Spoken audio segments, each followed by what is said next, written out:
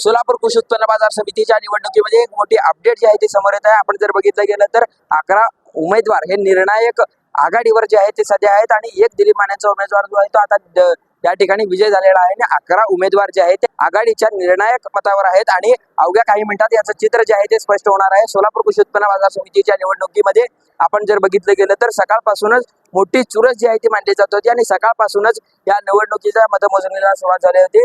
आपण जर बघितलं गेलं तर सकाळी या ठिकाणी मनीष देशमुख जे आहे ते दाखल झाले होते। त्यानंतर आता दिलीप माने गटाचे उमेदवार असलेले सुरेश हासापुरे सध्या या ठिकाणी दाखल झालेले आहेत। सोलापूर कृषी उत्पन्न बाजार समितीची निवडणूक चुरशीची मानली जात होती, मात्र दिलीप मानेंचा एक आता चिक्का जो आहे तो या ठिकाणी एक बसलेला आहे आणि 11 उमेदवार जे आहेत ते निर्णायक आघाडीवर आहेत। लवकरच याचा देखील निकाल जो आहे तो जाहीर होणार आहे।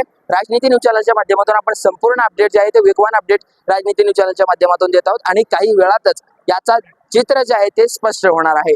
राजनीती न्यूज चॅनलसाठी मी दत्ता केरे, सोलापूर।